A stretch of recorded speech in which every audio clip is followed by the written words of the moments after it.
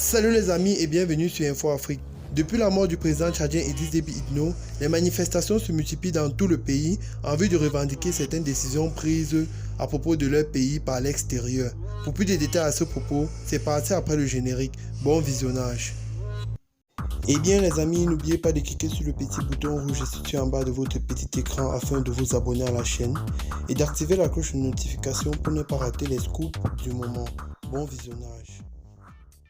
L'opposition tchadienne manifeste depuis 4h30 du matin en N'Djamena, la capitale du pays, au son des sifflets et de concerts de casseroles. Les troubles continuent dans la ville où des coups de feu sont tirés et entendus dans plusieurs quartiers où les forces de l'ordre font des patrouilles. Les manifestants brûlent des pneus et des drapeaux français. Ils brandissent des pancartes avec les slogans « Oui à un dialogue inclusif », non à la monarchisation du pouvoir, nous exigeons la dissolution du CMT, non au néocolonialisme français, Macron missionnaire de la Franc-Afrique. Une station-service française a été mise en sac dans le 9e arrondissement de N'Djamena. Plusieurs personnes disent avoir vu la police anti-émeute et des éléments de la garde présidentielle dans les quartiers. La Convention tchadienne des droits de l'homme, une ONG locale, a partagé avec BBC Afrique plusieurs photos de personnes apparemment blessées par des tirs à balles réelles. L'artiste Seraï Kim, une figure des proues de manifestation, est blessée au pied gauche. Une information confirmée à BBC Afrique par le blogueur et artiste Deup Zizou, dont il est proche. La société civile et certains partis d'opposition appellent à des manifestations dans tout le pays contre le conseil militaire et demandent un retour de l'ordre constitutionnel. Ils dénoncent la partialité de la France, accusée de soutenir une supposée succession dynastique dans leur pays.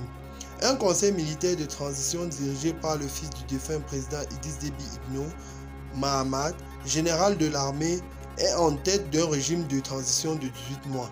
Le président du parti transformateur, Succès Masra, et d'autres membres de la coalition Wakil Tama souhaitent un dialogue inclusif et le transfert du pouvoir aux civils.